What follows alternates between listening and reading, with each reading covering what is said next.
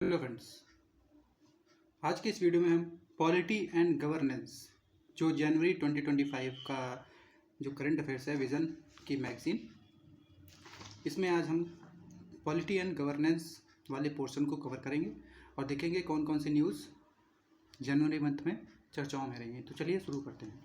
पहली न्यूज़ है कोऑपरेटिव्स है। देखो, कोऑपरेटिव्स का महत्व इसलिए है क्योंकि यूनाइटेड नेशन जनरल असेंबली ने 2025 को एज अ कोऑपरेटिव ईयर मनाने का निश्चय किया है। तो कोऑपरेटिव्स इसलिए न्यूज़ में है। Union home minister and minister of cooperation and prime minister of India inaugurated UN international year of cooperatives 2025। About international year of cooperation 2025 proclaimed by United Nations General Assembly in June 2024। इसकी theme क्या है? Cooperative build a better world. ठीक, अब देखो cooperatives होते क्या हैं। Cooperatives is a voluntary group of individuals with common needs who unite to achieve shared common goals, shared economic goals. देखो, ये वॉलंटरी लोगों का एक ग्रुप होता है जिनमें कि जो कि इंडिविजुअल होते हैं, जिनके कॉमन नीड्स और शेयर्ड इकोनॉमिक गोल्स होते हैं। ऐसे लोगों का एक ग्रुप होता है जिनको हम कोऑपरेटिव्स कहते हैं। जैसे कि एग्जांपल ले लें, आनंद जो अमूल है, ये गुजरात में एक फैक्ट्री है, ये कोऑपरेटिव सोसाइटी है। ठीक, support members with focus on interest of the poor sections of society through self help and mutual aid. Cooperatives in India genesis, कब से इसकी स्टार्टिंग हुई? Started with cooperative credit societies act 1904। तो जिसकी genesis हुई थी, कब से हुई थी? कोऑपरेटिव क्रेडिट सोसाइटीज एक्ट 1904 से। करंट स्टेटस क्या है इंडिया में अभी कोऑपरेटिव्स का? India hold 27% of world's cooperatives. 20% of Indians are part of cooperatives. Global average 12%। ठीक, टॉप थ्री कोऑपरेटिव सेक्टर, पहला है housing, dairy and primary agriculture credit societies. तो ये तीन टॉप कोऑपरेटिव सेक्टर हैं इंडिया में, housing, dairy and primary agriculture credit societies. Leading state 50% of total cooperatives में महाराष्ट्र का जो पूरा कॉन्स्टिट्यूट कितना है? 25% of India's cooperative. Gujarat, Telangana, Madhya Pradesh and Karnataka, मतलब कि साउथ के स्टेट्स कोऑपरेटिव्स में आगे हैं। कॉन्स्टिट्यूशनल स्टेटस क्या है? देखो, 97th amendment 2011 granted constitutional status to the cooperative societies with following provisions. पहला है fundamental rights, cooperative society is a fundamental right. Added cooperative societies in article 19 sub clause 1 sub clause C. ठीक, तो जो fundamental right है cooperative societies का, वो article 19 में आता है। ठीक, डायरेक्टिव प्रिंसिपल्स में भी आता है। डायरेक्टिव प्रिंसिपल्स का article 43B, to promote cooperatives. New part 9B added article 243ZH to 243ZT for cooperative governance. ठीक, समझ में आया? अब देखो, टाइप्स ऑफ कोऑपरेटिव्स होते हैं कुछ। Types of cooperatives in India. Consumer cooperatives provide goods at reasonable prices bye eliminating middleman. Examples, केंद्रीय भंडार, अपना बाजार। तो जो केंद्रीय भंडार, अपना बाजार है, ये कंज्यूमर कोऑपरेटिव्स हैं। ठीक, प्रोड्यूसर्स कोऑपरेटिव्स क्या करते हैं? Support small producers by providing raw materials, tools and equipment. Examples, बयानिका Haryana handloom. Cooperative credit societies accept deposits and offer loans at low interest rates. Cooperative farming societies allow farmers to retain land ownership while pooling resources and sharing profits. Housing cooperatives होता है इसी तरह, और marketing cooperatives होती है। अब देखो, कुछ यहाँ पे एक एग्जांपल दिया है। What are cooperative banks? Cooperative banks are financial entities set up on cooperative basis and belonging to their members, they are registered under states cooperative societies act. तो जो cooperative बैंक होते हैं ये रजिस्टर होते हैं under state cooperative societies act में. They come under RBI regulation under 2 laws. ये RBI के रेगुलेशन में भी आते हैं 2 टाइप से, एक बैंकिंग रेगुलेशन एक्ट 1949 और banking laws cooperative societies act 1955. ठीक, तो ये कोऑपरेटिव्स के बारे में था. नेक्स्ट न्यूज़ देख लेते हैं क्या है. नेक्स्ट न्यूज़ है 10 ईयर्स ऑफ नीति आयोग. एक minute. 10 years of NITI Aayog. January 1, 2025, national institute for transforming India NITI Aayog celebrated it's 10th year of foundation. NITI Aayog के बारे में जानते क्या होता है. NITI Aayog is an advisory body. It means think tank of government of India, established through Union Cabinet Resolution, replacing erstwhile planning commission. तो नीति आयोग ने किसको रिप्लेस किया है? प्लानिंग कमीशन को. ठीक, और ये गवर्नमेंट ऑफ इंडिया का थिंक टैंक है, mean advisory body. It is neither a constitutional nor statutory body. ना तो ये कॉन्स्टिट्यूशनल है ना तो ये स्टैट्यूटरी. ठीक. Mandate. It has twin mandate to oversee adoption and monitoring of SDG in country. किसकी मॉनिटरिंग करता है? एसडीजीज की मॉनिटरिंग करता है. Promote competitive and cooperative federalism among states. दूसरा क्या है इसका फंक्शन है? कॉम्पिटिटिव एंड कोऑपरेटिव फेडरलिज्म को प्रमोट करता है. कॉम्पोजिशन देख लेते हैं. चेयरमैन नीति आयोग के चेयरमैन कौन होते हैं? Prime minister of India. Governing council देख लेते हैं. गवर्निंग काउंसिल में पीएम ऑफ इंडिया होता है, chief minister of all state and UTs with legislature. Lieutenant governors of UTs, ex officio member, vice chairperson of NITI Aayog appointed by PM, full time members of NITI Aayog. Special invitees भी होते हैं यहाँ पे. Special invitees में include experts, specialists, practitioners with relevant domain knowledge nominated by PM. Regional councils के members भी यहाँ होते हैं, फॉर्मेटेड बाय स्पेसिफाइड टेन्योर. अब देखो जो सीईओ होता है, CEO appointed by PM for fixed tenure. Key objectives क्या होते हैं? Formulating of credible plan at village level and special attention to weaker sections at risk of not benefiting adequately from economic progress. Incorporation of national security interests while formulating economic strategy and policy. अब देखो नीति आयोग कुछ policy को उसकी कुछ initiatives हैं. कौन कौन सी initiatives policy ने नीति आयोग ने स्टार्ट किए हैं? Atal innovation mission. Atal innovation NITI Aayog ने स्टार्ट किया है. National data and analytics platform, aspirational district programme, women entrepreneurship platform. तो ये जो 4 पॉइंट्स दिए हैं ये नीति आयोग के इनिशिएटिव्स हैं. ये क्वेश्चन बहुत बार पूछा गया है कि अटल इनोवेशन मिशन किसने स्टार्ट किया है? तो ऑप्शन इसका आंसर करेक्ट है नीति आयोग. रिसेंट रिपोर्ट्स कौन है? जैसे safe accommodation, enhancing domestic cooking coal availability, pathways for edible oil growth, 7 E portal, 7 E report.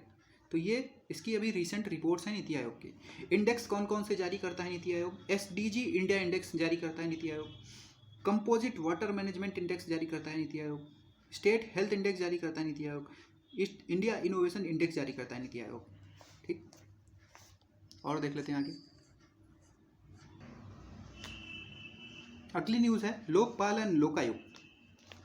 Lokpal of India statutory anti corruption body established under Lokpal and Lokayukt Act 2013 celebrated its first foundation day in January 2025. Lokpal and Lokayukt Act mandated the establishment of Lokpal at union level. देखो Lokpal union level पे होता है, anti corruption body है, ठीक, union level पे. And Lokayukta at state level. State level पे corruption को check करने वाली बॉडी कौन सी है? Lokayukta. To deal with the complaints relating to corruption against certain public functionaries.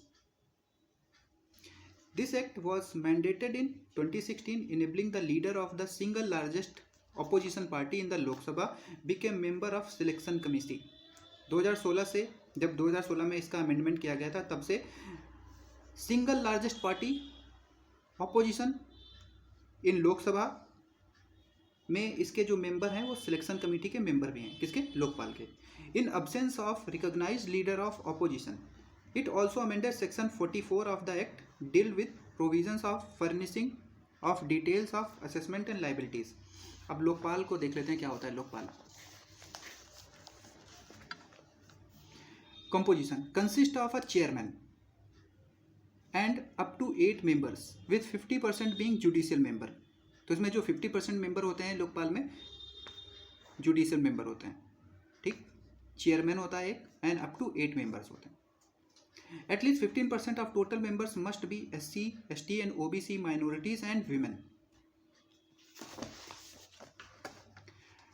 Term of members generally जैसा कि सबका होता है 5 years और till the age of 70 years whichever is earlier, ठीक। Appointment appointed by the president, तो लोकपाल की नियुक्ति होती है प्रेसिडेंट के द्वारा। After obtaining the recommendations of selection committee। अब सिलेक्शन कमेटी में कौन कौन से लोग होते हैं? प्राइम मिनिस्टर चेयरपर्सन होते हैं उसके, speaker of Lok Sabha, leader of opposition या leader of single largest opposition party इन लोकसभा, कोई भी दोनों में से एक, चीफ जस्टिस ऑफ इंडिया, जज of supreme court, chief justice of India या उनकी एब्सेंस में जज of supreme court nominated by him and her, one eminent jurist to be nominated by president. Jurisdiction of Lokpal क्या होता है? देखो, इंक्लूड्स पीएम, प्राइम मिनिस्टर की भी ये जांच कर सकता है, लेकिन एक्सेप्शन है। कैसे? Except on allegations of corruption relating to international relations. International relation के बेस पे करप्शन के एलिगेशंस नहीं लग सकते प्राइम मिनिस्टर पे। सिक्योरिटी के एलिगेशंस नहीं लग सकते, ना public order, atomic energy and space, ये जो यहाँ पे एक्सेप्शन दिए इनके बेस पे प्राइम मिनिस्टर पे करप्शन के एलिगेशंस नहीं लग सकते। मिनिस्टर्स इसके ज्यूरिसडिक्शन में है, मेंबर ऑफ पार्लियामेंट इसके ज्यूरिसडिक्शन में है, group of ABC D officers and officer of central government. तो group ABC and D officers भी इसके ज्यूरिसडिक्शन में आते हैं, ऑफिशियल्स ऑफ सेंट्रल गवर्नमेंट, ठीक। पावर्स एंड फंक्शन क्या होता है? Superintendence over investigations of Delhi special police establishment. तो इनको जो इन्वेस्टिगेशन की पावर मिलती है वो कहाँ से आती है? दिल्ली स्पेशल पुलिस इस्टेब्लिशमेंट से। Concerning matters refer to parliamentary inquiry और इन्वेस्टिगेशन। लोकायुक्त के बारे में जान लेते हैं क्या होता है। Lokayukta are established by every state through a law. Structure, eligibility, term, method of appointment etcetera of Lokayukta varies from state to state. अब देखो, एलिजिबिलिटी क्राइटेरिया फॉर लोकपाल क्या होता है? चेयरपर्सन जो होते हैं, एक चेयरपर्सन होता है, उसकी एलिजिबिलिटी क्या है? सिटिंग और रिटायर्ड जज of chief justice of India. Sitting जज हो या तो retired chief justice of India या जज ऑफ सुप्रीम कोर्ट और an eminent person. Judicial members में कौन कौन से लोग आएंगे? सिटिंग और रिटायर्ड जज of supreme court, chief justice of high court. Other members में एमिनेंट पर्सन में कौन कौन से आएंगे? With at least 25 years of special knowledge and expertise in the matters relating to anti corruption. ऐसे लोग जिनको 25 साल से ज़्यादा इस क्षेत्र में नॉलेज है, ठीक है, एंटी करप्शन के क्षेत्र में नॉलेज है, वो लोग इस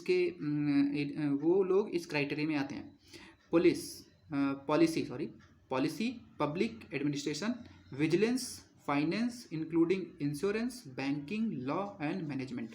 तो ये जो लोग यहाँ पे हैं, insurance, banking, law, management, public administration, ऐसे लोग जिनका 25 साल से ज़्यादा एक्सपीरियंस है, वो लोग इस क्राइटेरिया में आते हैं, लोकपाल की क्राइटेरिया में आते हैं। तो ये लोकपाल न्यूज़ है। नेक्स्ट न्यूज़ देख लेते हैं। नेक्स्ट न्यूज़ है election commission of India. ECI celebrated 75th year of its establishment and also observe 25 January as national voters day. तो इस साल मतलब 2025 में इलेक्शन कमीशन ऑफ इंडिया के 75 साल हो गए हैं इस्टेब्लिशमेंट हुए। समझ लेते हैं about ECI। ECI is a permanent constitutional body. तो इलेक्शन कमीशन ऑफ इंडिया कैसी बॉडी है? कॉन्स्टिट्यूशनल बॉडी है। सेलिब्रेटेड ऑन 25 इस्टेब्लिश्ड ऑन 25 जनवरी 1950। तो कब इस्टेब्लिशमेंट हुआ था? 25 जनवरी 1950 को। Since 2011 national voters day has been celebrated on January 25 every year to mark the foundation day of ECI। Constitutional provisions क्या है? तो election commission of India part 15 of the constitution में आता है। इसके आर्टिकल 324 से लेकर 329 तक। ठीक, तो इलेक्शन कमीशन ऑफ इंडिया कौन से पार्ट में आता है? Part 15 of the constitution.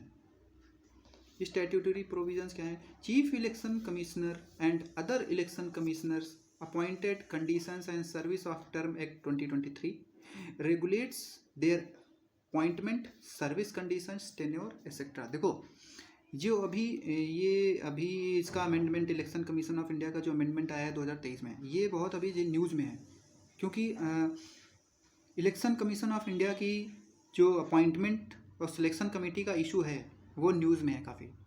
ठीक, key role ECI administers election to the Lok Sabha, Rajya Sabha, state legislative assemblies, president and vice president.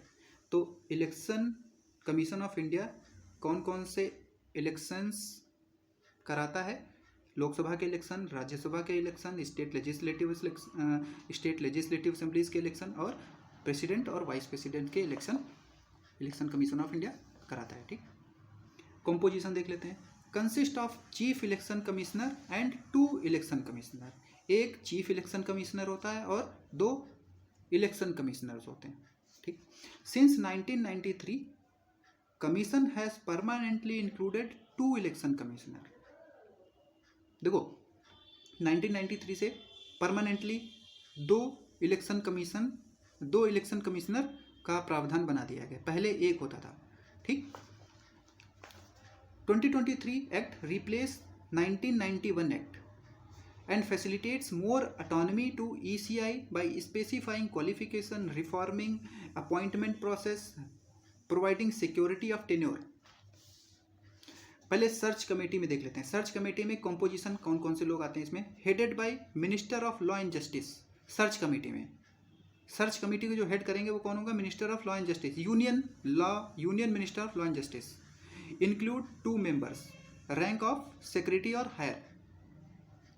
Select committee में कौन कौन से मेंबर आएंगे? प्राइम मिनिस्टर चेयरपर्सन होंगे इनके। Leader of opposition in the house of people. Union cabinet minister to be nominated by PM। Function क्या होगा? Recommends the eligible condition to the president for appointment of CEC and EC।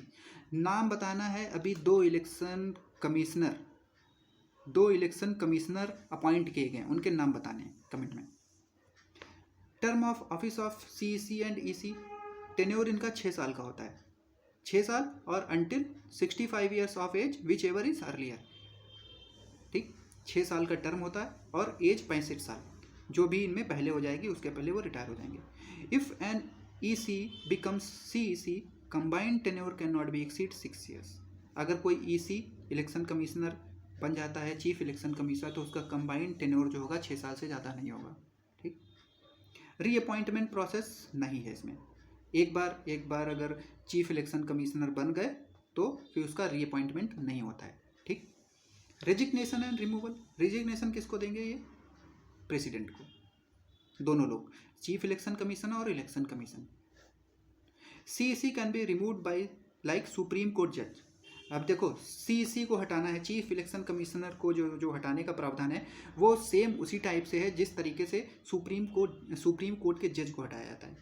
Election commission requires recommendation of the CEC for removal. Election commission को हटाना है तो सिर्फ chief election commission recommend कर देगा, हटा दिया जाएगा, उसके लिए कोई प्रावधान ऐसा नहीं है। ठीक, नेक्स्ट न्यूज़ है दिशा स्कीम से रिलेटेड। हमारा संविधान हमारा स्वाभिमान campaign organized to commemorate 75th anniversary of Indian Constitution and India's establishment as a republic under Disha scheme. ठीक, तो हमारा संविधान हमारा स्वाभिमान campaign organize to commemorate 75th anniversary of Indian constitution.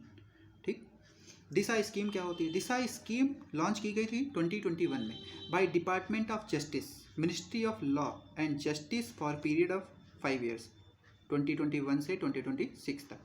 ठीक, एम क्या है? टू सिक्योर जस्टिस को सिक्योर करना to the people of India as enunciated in the preamble under article 39A, 14 and 21 of the constitution. Article 14 क्या कहता है? Comment में बताना है। आर्टिकल 21 क्या कहता है? वो भी कमेंट में बताना है। आर्टिकल 39 क्या कहता है? आर्टिकल 39A है, सॉरी, यहाँ पे आर्टिकल 39A क्या कहता है? आर्टिकल 39 कहता है जस्टिस फॉर ऑल। ठीक, मैंने एक बता दिया, 2 आपको बताने हैं। Others, it widens the outreach of tele law, pro bono legal service, Nyaya Bandhu and legal literacy of legal awareness program both qualitatively and quantitatively. Next news देख लेते हैं। डॉक्ट्रिन ऑफ मर्जर, ये न्यूज़ में है। Recently supreme court highlighted the doctrine of merger. Doctrine of merger क्या होता है? It was explained by Kunhayammed versus state of Kerala. इसमें इसमें एक्सप्लेन किया गया था, देखते हैं क्या है। As per this doctrine there cannot be more than 1 decree मतलब ऑर्डर और operative order governing the same subjects matter at a given point of time. क्या होता है doctrine? There cannot be more than 1 degree, एक से ज़्यादा degree नहीं हो सकती है। ठीक, governing the same subject of matter. Hence once the superior court कौन सी है? Supreme court of India. Superior court dispossess the case whether by setting aside, modifying or confirming that the lower court decree, the Supreme Court's order become the final binding and operative, merging the lower of the decision into it। देखो इसको समझ लेते हैं क्या है। देखो, एक बार अगर किसी मतलब सुप्रीम कोर्ट ने किसी आदेश को दे दिया, ठीक, dispose the cases whether by setting aside, modifying और confirming the lower court's decree. Supreme court means superior court's order become final. उसके बाद जो सुप्रीम कोर्ट का ऑर्डर होगा वो फाइनल होगा, बाइंडिंग भी होगा, and operative, merging the lower courts decision into it. State consent for CBI। Next news है, supreme court held that CBI does not require sanction of a state government. CBI को sanction मतलब अनुमति नहीं मिलती है किसमें? स्टेट गवर्नमेंट में, to register case under central legislation like prevention of corruption against central government employees posted in state concern. अगर देखो CBI को अगर जांच करनी है किसी स्टेट में तो वो स्टेट गवर्नमेंट अनुमति उसकी नहीं देगी। ठीक, supreme court held that CBI does not require sanction of state government to register a case under central legislation by prevention of corruption act against central government employees के लिए है। ठीक, this overturn an Andhra Pradesh high court decision that dismissed सीजेस against central employees due to lack of state consent. अब देखो state की consent कहाँ से आती है? Section 6 of Delhi special police establishment act 1946 require CBI to get state consent for investigation a crime in a state। Panchayat से parliament 2.0। Lok Sabha speaker has inaugurated panchayat से parliament 2.0। Panchayat से पार्लियामेंट क्या है? Organised by national commission for women and Lokpal secretariat in collaboration with ministry of tribal affairs. aims to empower elected women representatives from scheduled tribes, from Panchayati raj institutions and enhance their knowledge constitutional provision. देखो, पंचायत से parliament programme किसने organise किया है? National commission for women and Lok Sabha secretariat. किसके collaboration में? Ministry of tribal affairs के collaboration में। ठीक। एम क्या है? To empower elected women representative from scheduled tribes. जो शेड्यूल्ड ट्राइब्स की विमेन है उनको रिप्रेजेंटेटिव्स देना फ्रॉम पंचायती राज इंस्टीट्यूशंस। ठीक। विकसित पंचायत कर्मयोगी इनिशिएटिव। नेक्स्ट है विकसित पंचायत कर्मयोगी इनिशिएटिव।